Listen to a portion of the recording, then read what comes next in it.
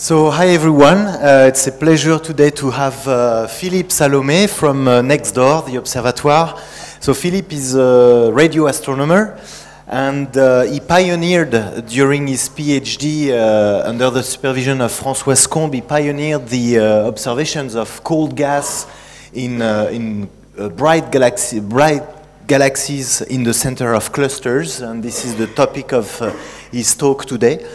He was also fellowship in Cambridge with Andy Fabian, and then he moved to IRAM as a postdoc, where he stayed there for 6 years. And now Philippe is an astronomer at the Observatoire and working on those observations and trying to unveil the formation mechanisms of the filaments around those bright cluster galaxies. He's also, of course, as an astronomer, involved in a lot of duties, especially ALMA astronomer support, ALMA software development, and there is a great database that is working on ALMA database called Artemix. So you can check the website. It's a great tool to actually look at ALMA data. So please, Philippe, thanks for coming, and we're listening to you. Thank you, Pierre. Hello, everyone. So today I'm going to talk about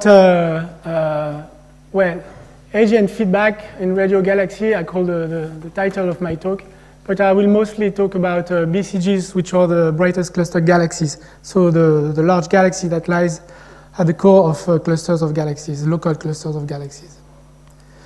Yes, what I didn't mention is that the work that I will show is the work from, part of what I will show is the work of Valeria Olivares, who is doing his PhD with us, Fiorella Poles, and Ricarda Beckman, which are postdocs at Lerma and IAP. And this is the work with all this team, so people in the room. So these are maybe what look like galaxy clusters, where you see that they are not homogeneous at all. There is a lot of structure and maybe supercluster merging.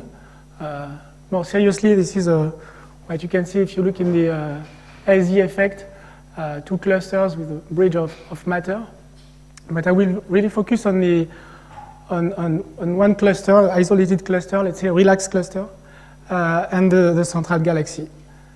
But if you look at the central cluster itself, you can see that there may be bubbles and cold fronts and shells and cavities. And this is, in fact, when you look at the X-ray images from the Chandra telescope, you see that the intracluster medium, this plasma, very hot plasma, is not at all homogeneous like what we thought in the beginning with the low-resolution observation in the X-ray. You see that there are cavities, fronts, ghost cavities,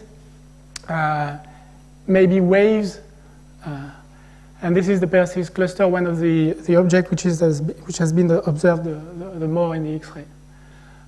If you look at unsharp data, you see like a high-pass filter, still the same object. This is what you see.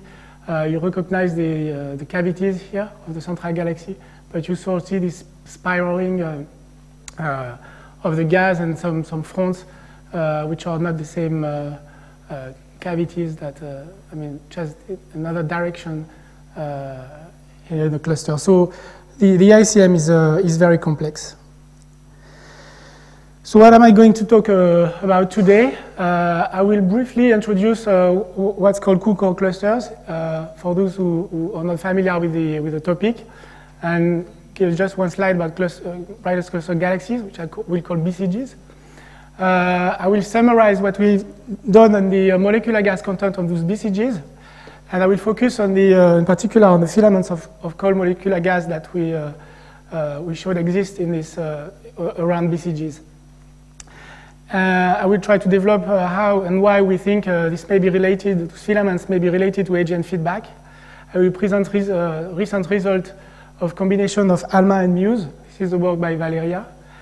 And I will discuss briefly the excitation of those filaments in the sense of because it's important to know the state of the molecular gas, because it's the place where the stars are supposed to form. So the state of the cold gas is an important issue. And then I will briefly talk about AGN fueling. So we know the ICM, the intracluster medium, that surrounds the galaxy and represents most of the mass, thanks to all those great X-ray satellites. The intracluster medium emits in Bremsstrahlung. You can see here some typical spectral emission of part of the cluster. You see that you also have some lines which dominate at low energies. So these are the typical characteristics of this ICM, which is very hot gas, low density. And many papers in the X-ray will show profiles of different thermodynamic properties of the gas, density, temperature, entropy, and so on. And you see that in the external part, these are the relics of the gravitational formation of the cluster. But in the central region, you have deviations, which are likely due to the gas physics and likely to the AGN, possibly supernova feedback. So what are cool core clusters? It was predicted a long time ago, and that the emission, I mean, it was found that the surface brightness emission of some clusters were peaked at the center, while some other were not. And this very bright emission, due to the Bremsstrahlung process, because of the Bremsstrahlung process, is a n-square process. So where the density is very high in the center, the gas radiates a lot and loses energy and is supposed to cool. So if the gas cools, it cannot support the pressure and is supposed to fall down and accrete on the central galaxy. But the amount of gas expected in this scenario were really huge, like hundreds and up to thousands of solar masses were expected to cool and fuel the central galaxy. And this was not seen either in star formation and not in cold residual. Nevertheless, with Chandra again, Chandra was giving the high spatial resolution, and it was possible to compute the profile and see that the gas, the temperature of the gas is indeed decreasing down to a given temperature in the center of the clusters. At the same time, well, this is still, Chandra data, where you see this cooling time for a couple of clusters, and you see the time to cool is smaller than the edge of the universe. You can take at the edge of the cluster. So the gas that lies at the center of the cluster should have time to cool. You see here it's about 10 to the 8, so 100 megayear. It should have time to cool and be found in another form. This is again the profile of temperature that you see the decrease at the center of the cluster. All of that you don't see in cool core clusters. However, XMM Newton, which was known for his high spectral capacities, observed line emissions. And when you, in the cooling flow scenario, you expect gas to cool at a lower temperature. And when you are at a lower temperature, this is a famous paper by Hans Boehringer, you see different metals that should emit lines. And this is those lines which are presented in the model. And the spectra observed by XMM Newton, which is the red, on top of which you have the model, didn't see the cooling line. So XMM Newton really showed that gas at very low temperature was not present in the data. The conclusion at that time, and it was in 2005-06, that in fact the temperature and the cooling stops at about 1/3 of the virial temperature. And this leads to lower down by an order of magnitude the amount of gas that is expected to cool out of the X-ray phase. So this reduces this amount to 10 to 100 solar masses, which agrees better with the SFRs. So the idea was then to find a solution to provide some heating to prevent the gas to cool to a very low temperature. And still at the same time, Chandra images some clusters and saw cavities in the X-ray. And this was known in Perseus cluster in 1993 already, but it was shown that in all the cool core clusters, you could see, so the cool core clusters are the ones which are supposed to have this cooling at the center because of their density. This cavity, when you compare it to the radio emission, the synchrotron radio emission emitted by the central AGN, so the radio source, you see that the radio source fills completely these radio lobes. So there was a clear evidence of an interaction between the jet, the AGN, and the surrounding gas. So it was the perfect, I mean, the AGN was a perfect solution to provide feedback and heating of the gas. So then a lot of work had started to show that in simulations and also in observations. So this was the, at the time where AGN feedback was also required in the simulation by comparison to the large surveys, where you see the missing of large mass galaxies in the observations compared to what was provided by the simulations. So this is an example of the different bubbles and cavities that you can see in central galaxies, but also in central groups, in groups of galaxies. And the computation that was made is that in this plot, what you see, and there was many groups that did that 2010 plus, is to compare the enthalpy, the internal energy, plus the work provided by these cavities. So the internal energy of the cavity plus the work to move the gas, and that they put in the x-axis. And they compare to the, basically to the energy lost by the X-ray gas by radiation. And globally, what they found is that the energy that is contained in the radio lobes is enough to compensate the cooling. So nothing was shown, but the order of magnitude agreed. And this supported, again, the scenario where the AGN provide feedback and stop the cooling and stop the overcooling problem. So now just a word about those objects which are lying at the center of the clusters. I talked about the X-ray gas. And now the galaxies. So the central galaxies is a peculiar galaxy. They are the most massive galaxies known in the universe. They are local elliptical galaxies, often having an extended optical envelope, called CD galaxies. They always lie at the center of the cluster, or slightly offset, because of movement of the galaxy or the cluster itself. They have star formation, but little star formation, sometimes not so little. And they very frequently host a radiolog AGN. And this is shown in this plot, where a comparison with SDSS data for several hundred of cluster galaxy compared to what you see in a control sample of galaxy. You see the fraction of radio AGN with the stellar mass of the galaxy, and you see that you have most of the BCG, sorry, about 70% of the BCG contain an AGN in the local universe, while other galaxies, normal galaxies, they host a black hole, but the black hole is not really active, or just in 10% of the time, and even in 10% of this AGN, you see a radio emission. So this is really a particularity of the BCG's radio emission.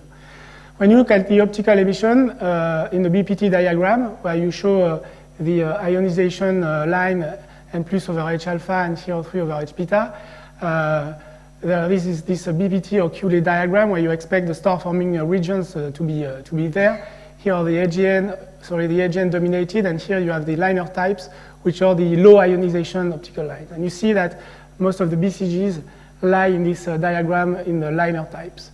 So low ionization or low ionization lines, sorry.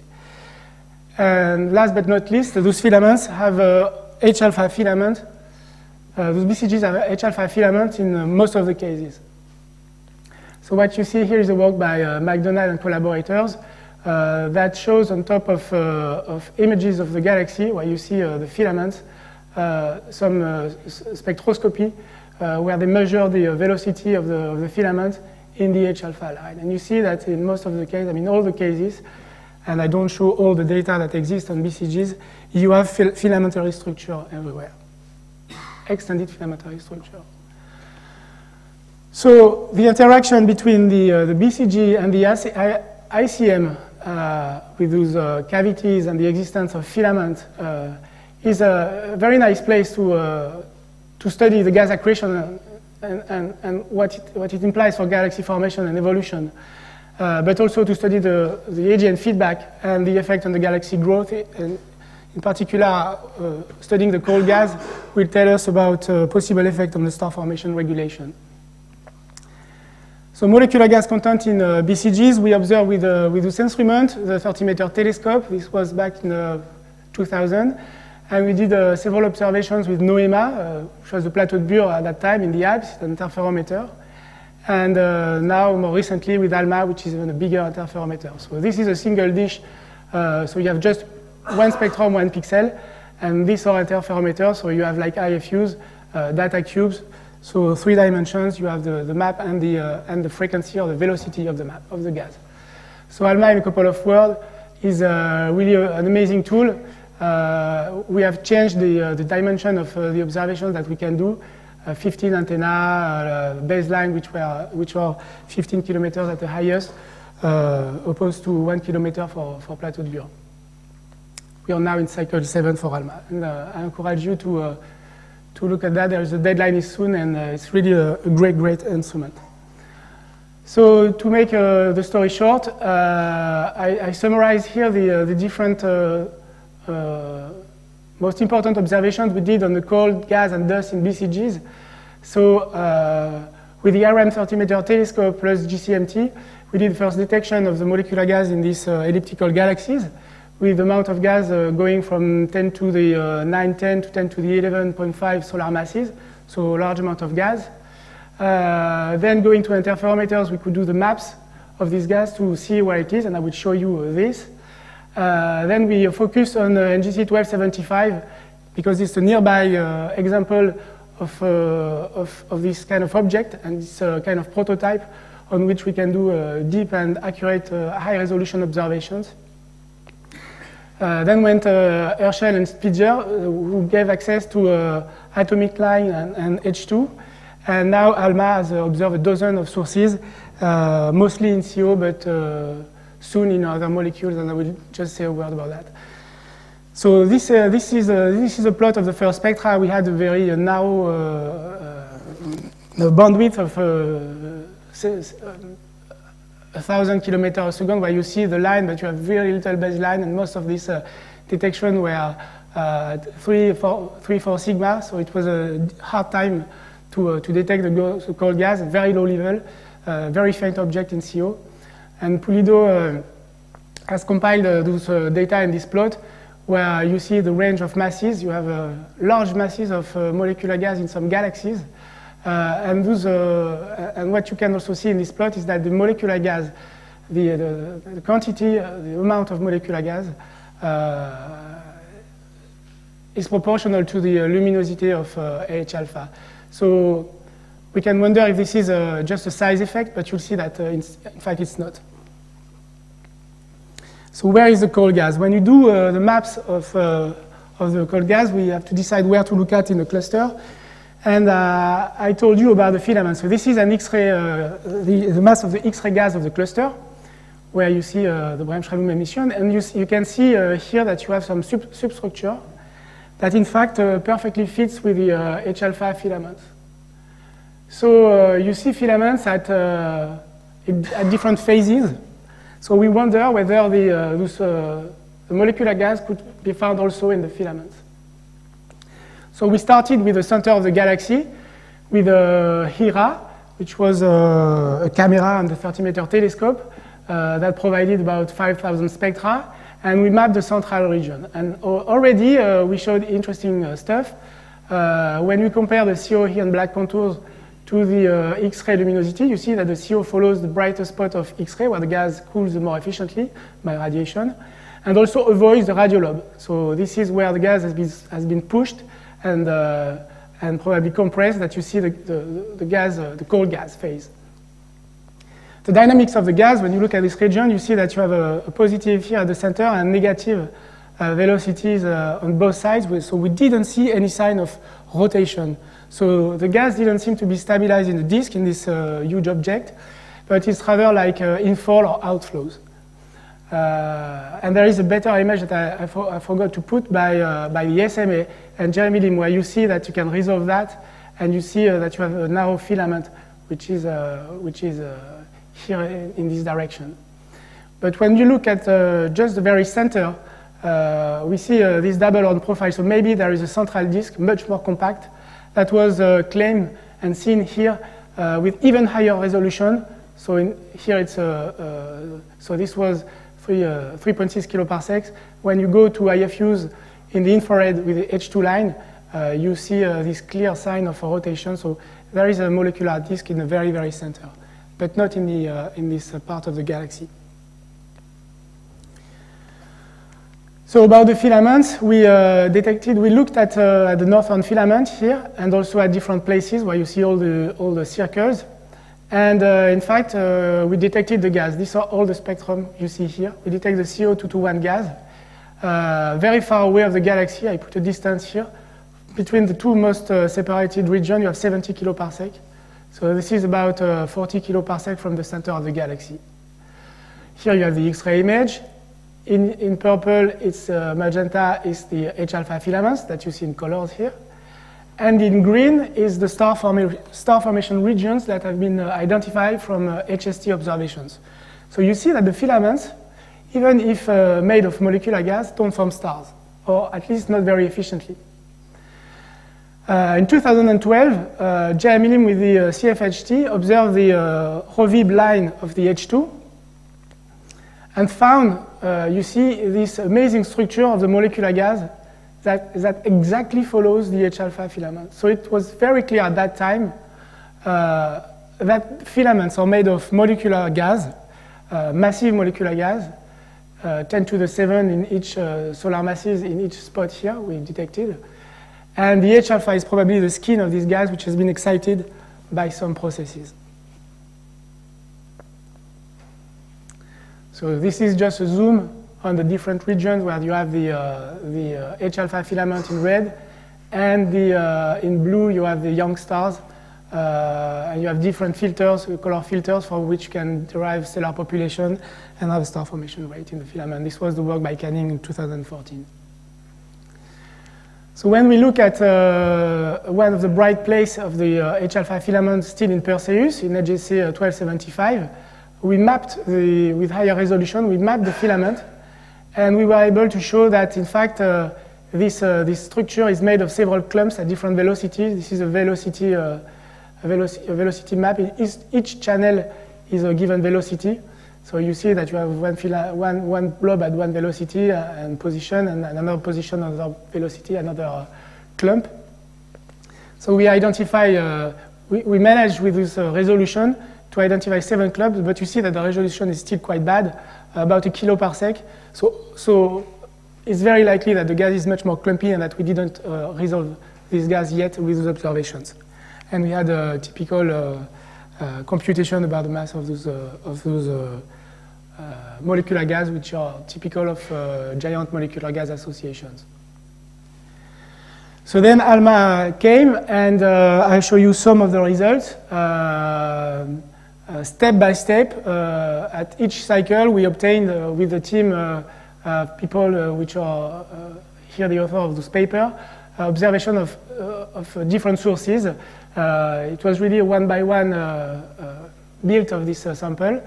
And you see here an example which is very nice about this central cluster galaxy, where you see this is the position of the central galaxy. And you see that the gas is not lying at the center, but is in filaments, and the brightest spot is offset from the center of the galaxy. So it really looks like inflow or outflows. Obviously, it's not possible to say if it's gas inflowing toward the galaxy or outflowing, because in projection we cannot. But some work has been tried to see if this gas was associated with dust seen in silhouette in front of the optical emission of the galaxy, and if dust and gas is associated, then we can say that the gas is in front of the galaxy, and then in those conclusions, the gas would be outflowing. So it's possible that part of this gas is outflowing. When you look at optical images and optical spectroscopy of this filament, you see both velocities, like positive and negative velocity. So it's very likely that you have a mixture of gas that is outflowing and inflowing. So the filaments have a complex dynamic structure. So this is a list of the different observations that were made. This is another example of a group with the different clumps observed inside the filamentary structure. Now I'll say a few words about filament formation. How could we explain, and this is the formation filament, and this is still an open topic.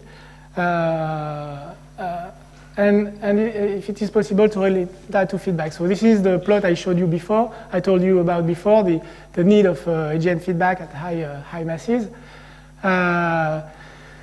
Now, what I want to insist on is the fact that the molecular gas can teach a lot about those phenomena, those processes. Why? Because if you want to affect the star formation, you have to look at how behave the cold material in which the stars will form. So you have to understand and study the circulation of this gas, both in the outflowing component and the inflowing and the outflowing component. So this is what we try to do with those filaments, and obviously it's not an easy thing. So the first modeling that was proposed, it was not in 2007, 2008, with Yves Reva, when he was here in postdoc in Paris. He used Gadget and he did these simulations where he tried to reproduce this filament here.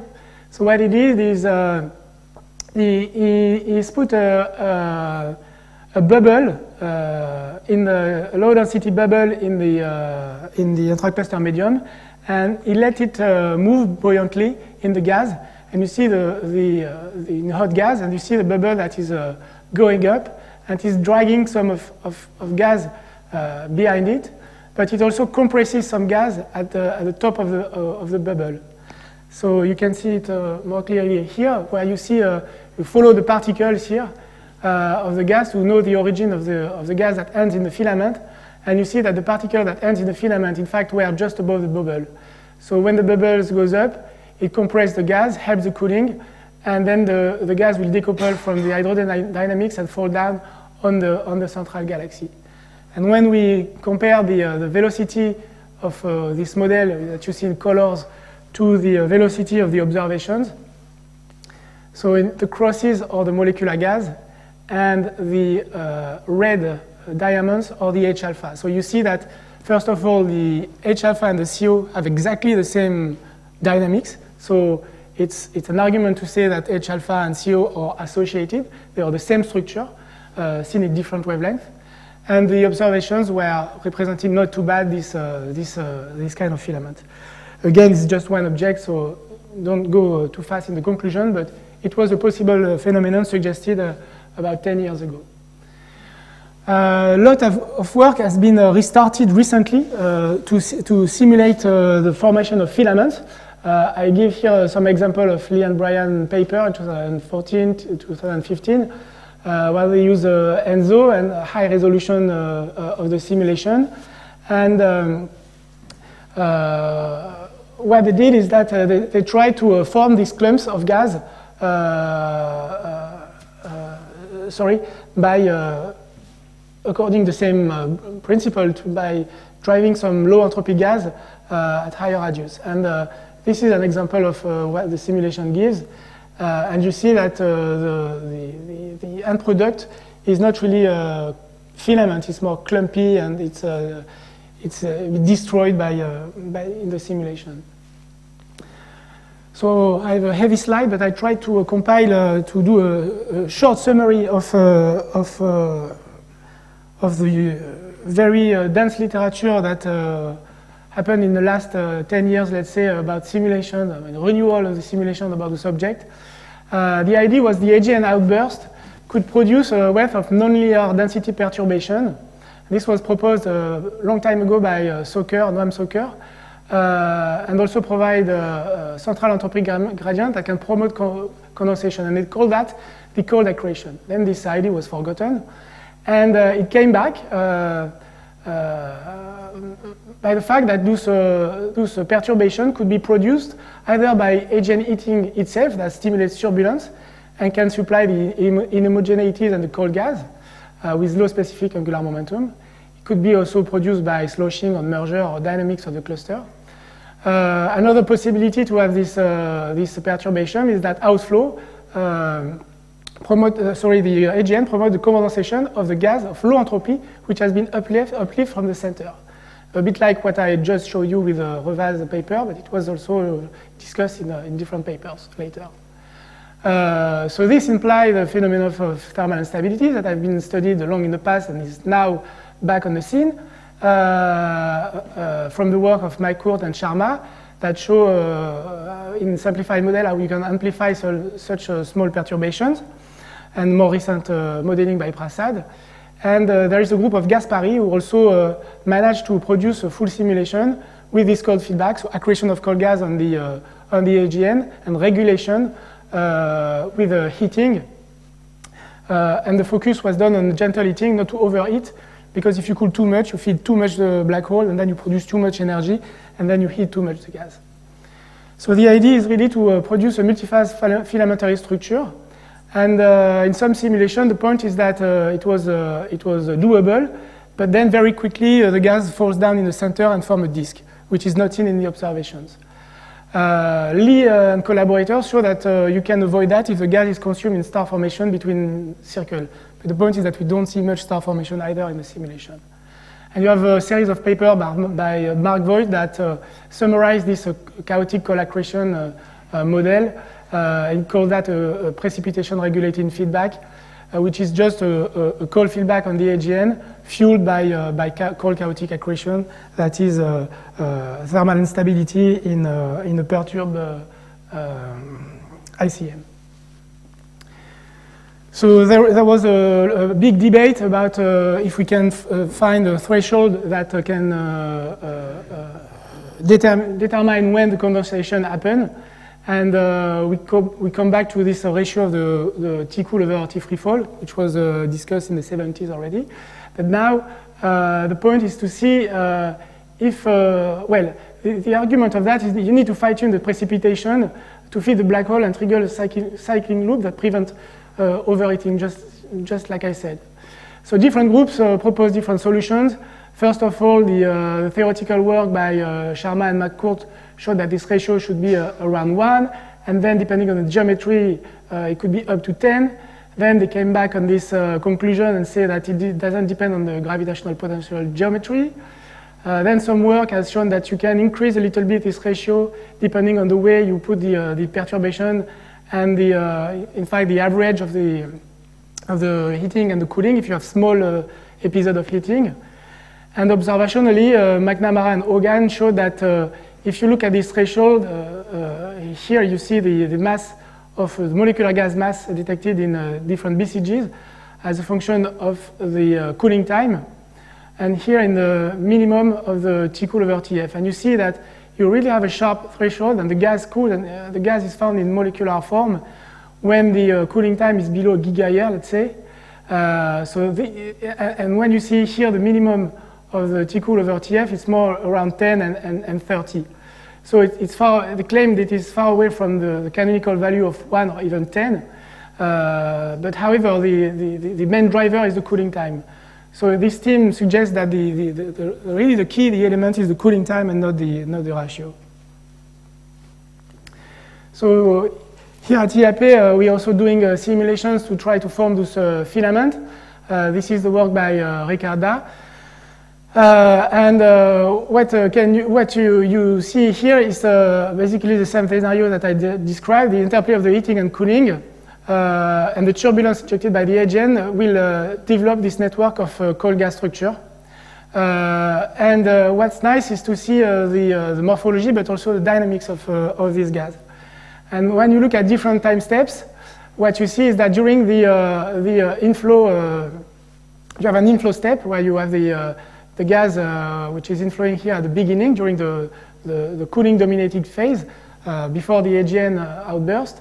And when you have the AGN outburst here in contours, you see that the velocity changes and impacts the gas with radar velocities. So now it's outflowing before to come back on the galaxy, on the central galaxy.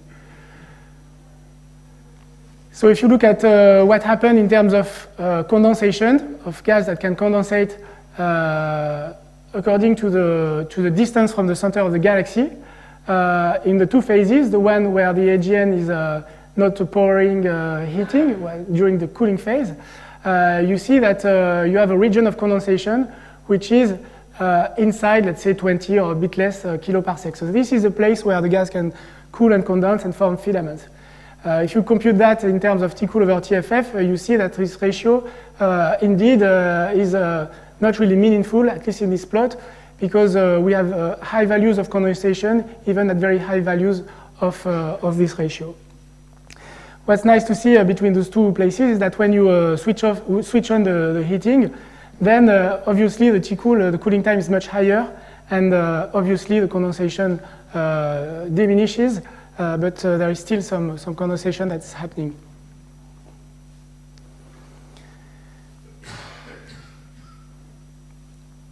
So is the gas consumed in the filament can be consumed by a star formation cycle? So we don't have enough observation yet in the BCGs to answer this question. We know that it's low SFR, but for the star formation efficiency, I would like to show another work which is not in the BCG, done in a central group. It's observations of Centaurus A, which is a very well-known radio source,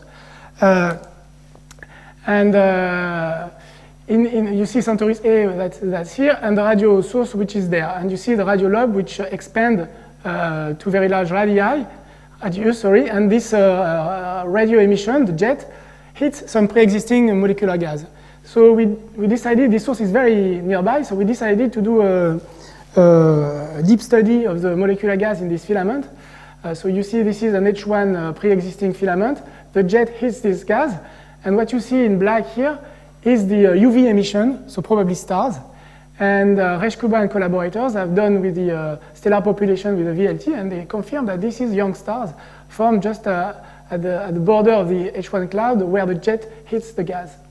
So I don't show you all the work that we've done. This was with Quentin Salomé during his PhD, but just one or two results. If you see here so we mapped this region in CO, you see here the H1 cloud. And very surprisingly, what we found is that most of the molecular gas is there in this region, outside the H1. So the conclusion we claim is that it's very likely that the jet has compressed the H1 cloud and favored the transition from the atomic to the molecular gas. So if you look at in details of the effect of a jet on molecular gas, first of all, it can compress the gas and form molecular gas.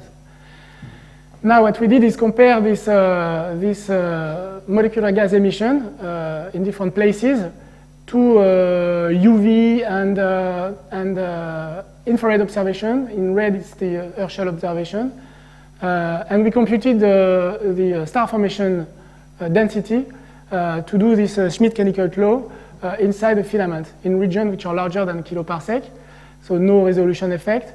And what we see is that if you compare here the typical 2 gigayear depletion time that you find in disks, the points in the filaments are all below, so very low efficiency star formation in the filament.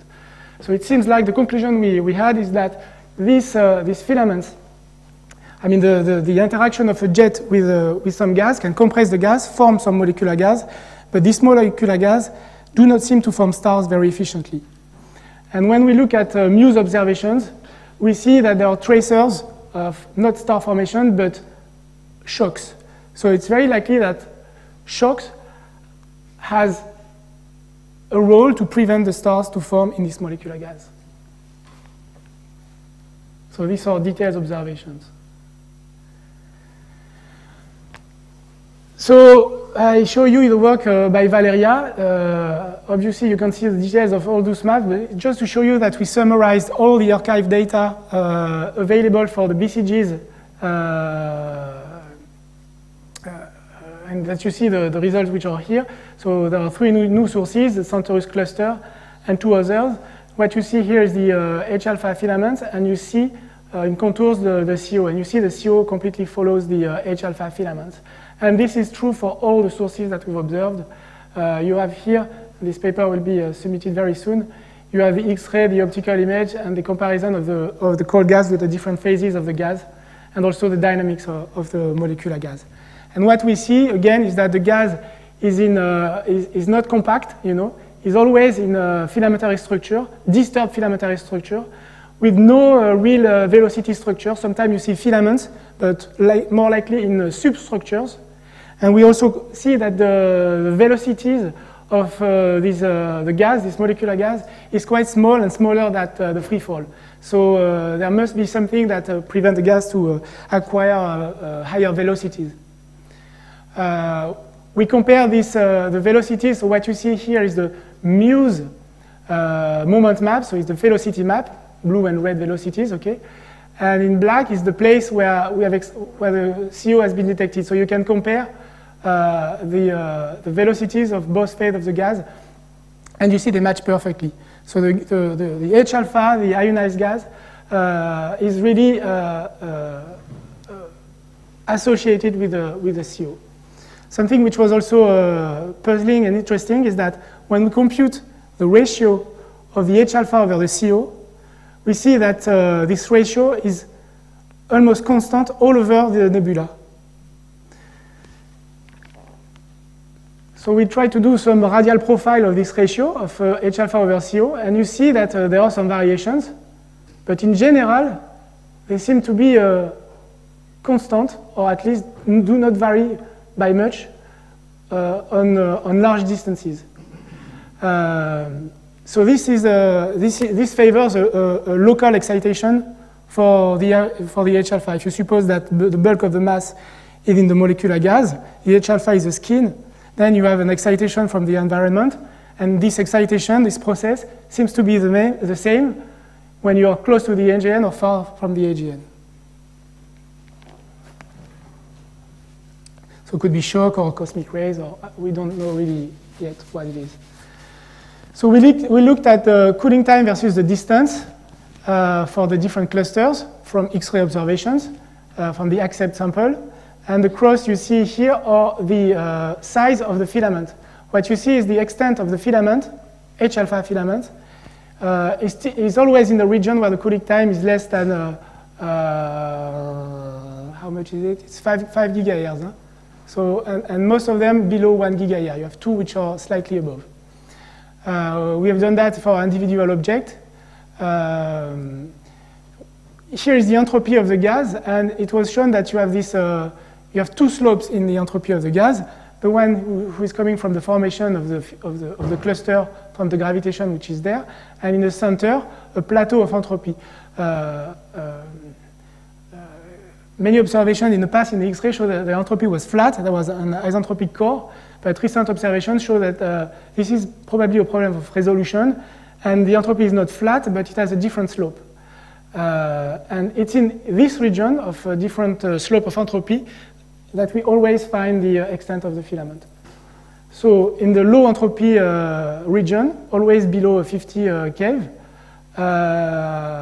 in the short cooling time, we find the filament. And if we look at the T cool over T free fall to see if it has any meaning, what we see is that, again, we find the extent of the filament in a region where this ratio is between 10 and 20 and not close to 1. And not even below 10, but rather higher than was predicted by models. But it's always close to the minimum of this value that we find the extent of the filament.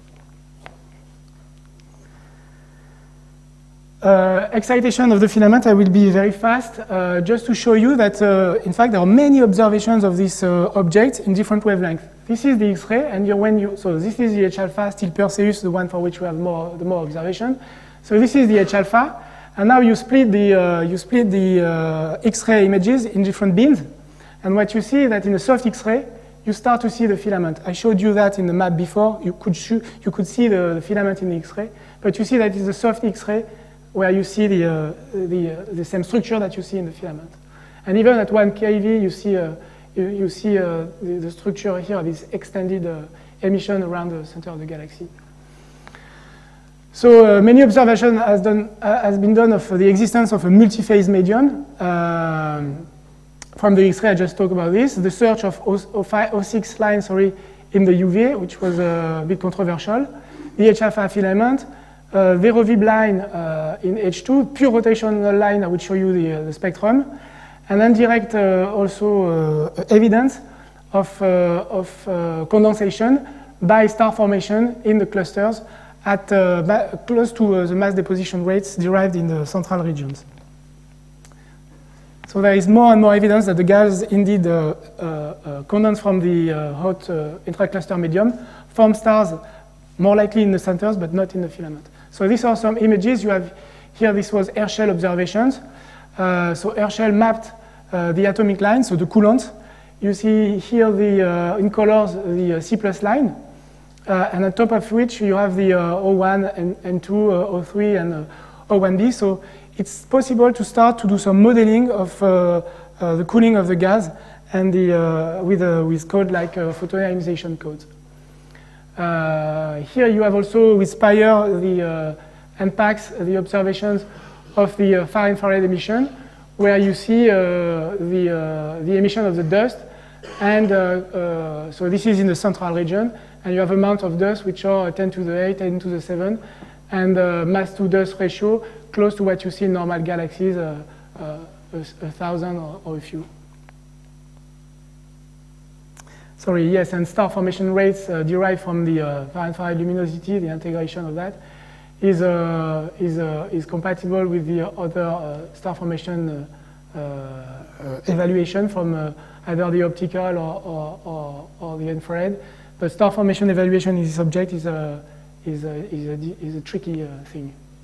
So this is what I wanted to show you. These are Spitzer observations, where you see the PA, but also the H2 lines, which were detected not everywhere, but it was very strong H2. So this was unexpected to see such bright H2 lines in this environment. So it's found not in the central part of the cluster, in filaments.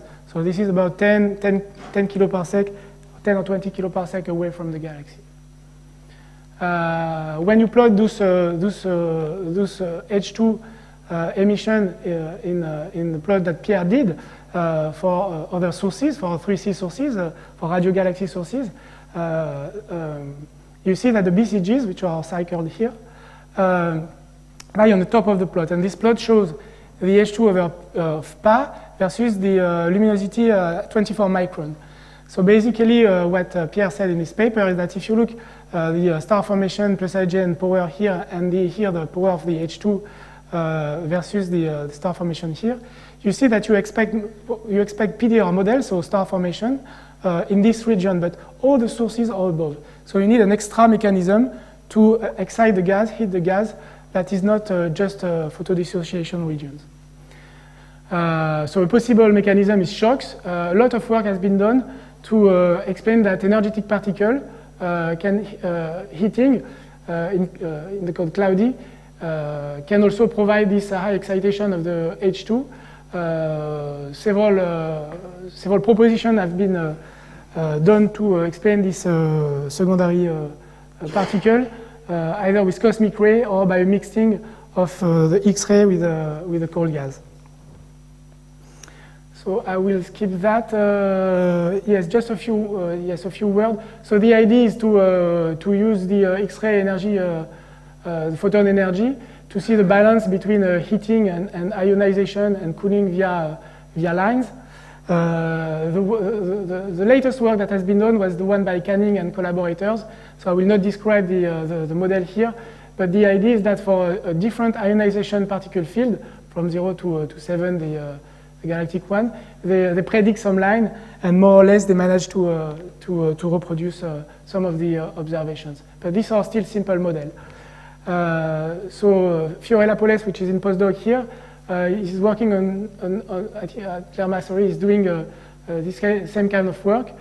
She tries to reproduce the excitation of some part of the filaments away from the galaxy. She does this with a cloudy. And this is a preliminary work, but basically a single-phase model cannot reproduce all the observations, and we need to work more to have better agreement with the observations. Okay, I will quickly show a few more slides and then I stop. So what's the fate of this gas? I said that this gas is in the filament, and some part, the simulation say that some part, or we expect that at some point it will decouple and fall down on the galaxy. And it's part of a loop where you need to fuel the AGN to power the radiolobe that will bring the heating and stop the cooling. So this is an example of Abell 1795, where you see here the X-ray emission at the border of the radiolobe emission. This is the H-alpha, and this is the UV. So you see that, again, the star formation happens close to the lobe, where the X-ray and H-alpha emission is happening as well. These are the spectra we obtained at the 30-meter telescope. It was in 2003. So it was a 3 sigma detection. We mapped it, and we saw that the emission exactly follows the H-alpha emission. So this was one of the very first association, morphological and dynamical association of H-alpha and CO. And when we look at the position velocity diagram along this axis, so what's the velocity between this point and this one, you see a gradient of velocity from from minus 300 kilometers a second, which is the velocity of the cluster, in fact, because the galaxy is not at the same velocity as the bulk of the cluster. And 0 is the velocity of the gas that is lying in the galaxy. So we were very cautious at that time, but it's possible that this is accreting gas toward the galaxy. We were very cautious at that time. So these are ALMA observation of the same object, and you see the gain resolution, or where the molecular gas really avoid the cavity and is around the radiolobe. A recent observation of one source, and I will end up with those latest result. This is Abell 1597. So I showed you the emission of the observations, but since there is an AGN, there is a strong radio source. When you look at the radio source itself, at high spatial and spectral resolution, you start to see absorption. And in that case, the absorption is redshifted. So it's very tempting to say that the gas is falling down on the central black hole and fueling, and eventually fueling the AGN. At least since this absorption has been capped, it means that the molecular gas that we find here is close to the very center and is going in this velocity. So this is maybe the first, or one of the first hint of cold accretion onto the AGN. This is another example, and you see that now it's more complex. So there is a disk in Hydra A. This is a paper by Tom Rose. This is a CO120 and CO221. By the way, since you have the two lines, you can do some excitation temperature and compute the Coulomb density and so on. But when you look at the velocity, then the velocity is blue shifted. So it's no longer so easy to say that the gas is really falling down the galaxy. So maybe you have a more complex effect like non-rotational motions. And, but at least what's clear is that with this absorption, we see the gas which is in the pencil in front of the AGN, of the strong compact source. So it's gas which is close to the source. Otherwise, the filling factor should be very high. And those observations open a full new field of observing new lines, other lines, to do a bit more of chemistry and excitation of the line in front of these AGNs. Okay, so I will stop with a very little conclusion. Just to say that large amounts of gas exist and are cycled around BCGs. It's very likely that this cold gas is cooling from the X-ray gas. And there is more and more theoretical work and simulations to try to support this. The AGN interaction is very clear and must play a role. It seems that AGN both prevents the global overcooling on large scales, but it also seems to trigger local cooling, and the fair fraction of the M hot ends in the cold gas. I remember you that the amount of gas are generous. This cold material is necessary, and it could be the one which is available for AGN fueling and feed the loop of feedback to provide reheating. But it seems to have low star formation efficiency, at least in the external part. So the circulation of cold gas, as I said, both inflows and outflows, is likely the key in the, at least an important ingredient in the AGN regulated growth.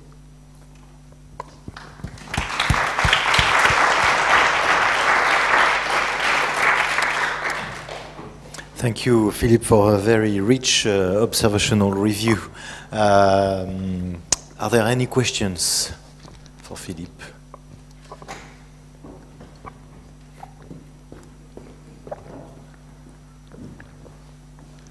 You mentioned the work of Lee and Brian, and you said that their simulation were not able to reproduce the observed filamentary structure, and then you mentioned Ricardo's work. So how does it compare, and why does it differ, if it does? Well, so the work, so I can't tell because this is preliminary results. I think it fragments as well. Ricarda can answer.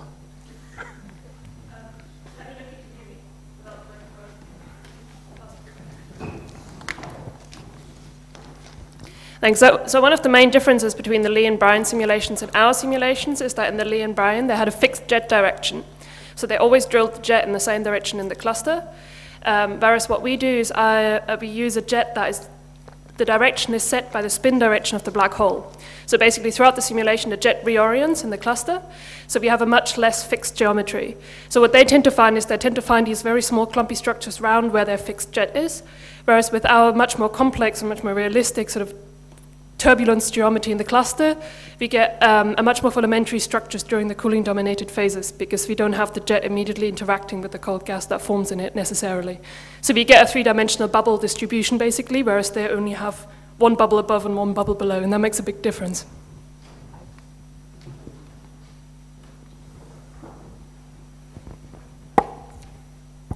Just to quickly follow up, and you don't get a disk in your simulation of cold gas in the central galaxy? Okay. I have another question. You mentioned that it's unclear whether the parameter, the cooling time over freefall time is important or what the number means, 10 or 30 or something. Isn't it maybe just not, isn't the use of maybe the freefall time rather misleading in these situations because cluster environments are actually very turbulent, so hot gas is not hot gas is not falling freely down, but it's probably caught in turbulent eddies. So isn't it more useful to compare the cooling time with, say, an eddy turnover time or something? I don't know if that's possible to obtain observationally, but it might make physically more sense. So, yes, I fully agree with what you say. What we wanted to do is to compare the observations with the with the threshold and the tracer that people claim in different papers, so we had to do this plot. Now in the paper we compare with some other timescales, like the AD timescales as well, and we find that it's close to 1 for most of the object. So this is an argument that is, yeah. Actually, the eddy turnover time is can be up to 10 times the freefall time. So, yeah. How far can you go in redshift with the ALMA data, and how far do you think you will go? Is there the limiting factor? So I can't tell you the redshift, but I think the Phoenix cluster is at 0.3, no? That's it, 0.2 or 0.3, where you see filaments, and there is another cluster that I didn't mention where you see this kind of bubble which is far away. But the problem is that then for sea observation it's more difficult. Yes, at least for, yes, there is a lot of work done by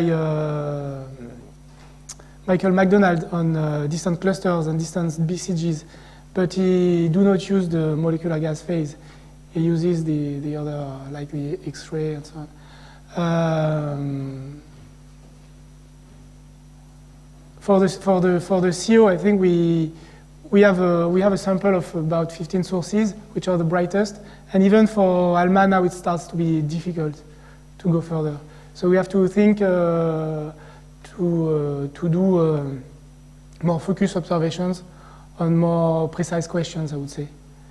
And Perseus is also in the northern hemisphere, so not doable by ALMA, but by NOEMA.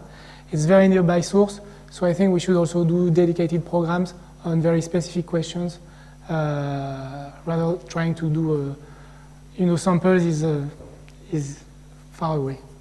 Thank you.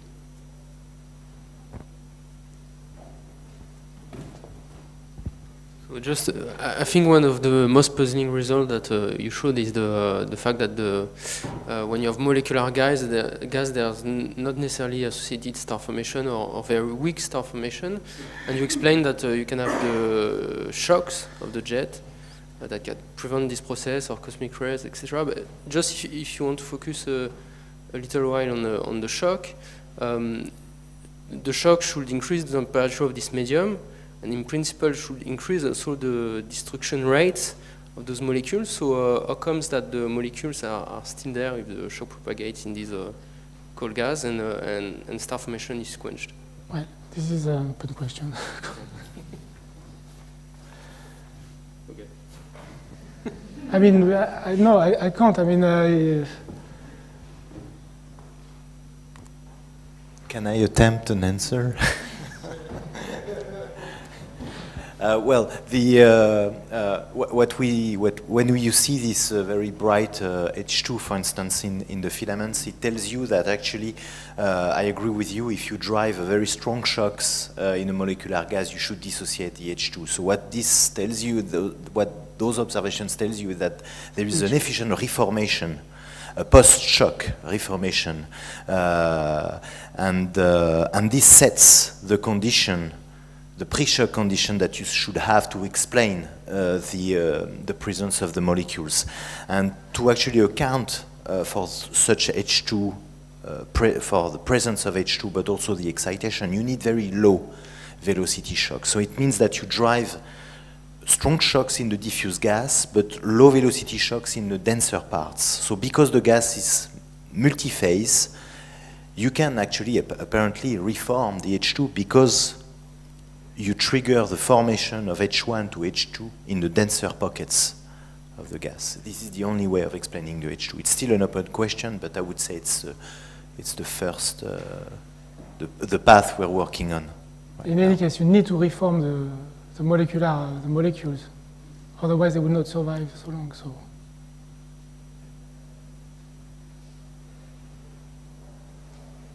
And maybe turbulence, the dissipation of turbulence may be what's explained the low star formation efficiencies. Yeah. You form a lot of molecules, but those molecular gas, they don't form stars because they're supported by the turbulence, maybe. Yes. When we look at Nordlund models, Patrick and Bell and Gilles Chabrier models, they tell you that if the gas is gravitationally bound, you increase the turbulence, you increase the efficiency of star formation. So, but they do later. Other questions, but it's the key of the problem.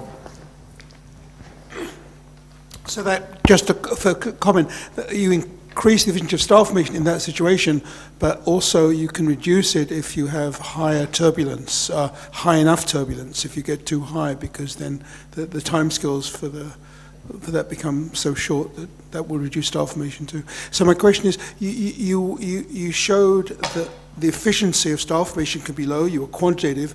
Can you also give a more specific estimate for the fraction of the gas that actually fuels the black hole? Can that be made more quantitative? The fraction from the feeding rate, the fraction of the compared to the star formation rate, the ratio of those two. Est-ce qu'on a ça? Yeah, I mean, well, you don't need much, but you have far enough mass to do that. but what's the fraction at end? I don't know what happens in the very center. I mean, we don't have the resolution to know. I mean, we know that the amount of gas that is in the center is large enough to fuel the black hole. Now, what are the driving processes that can bring the gas from the region where we mapped it down to the black hole? I don't know what are the processes. You need a disk, you need some instabilities that drive the gas in. So what at the end, the efficiency, I don't know, but low efficiency is sufficient.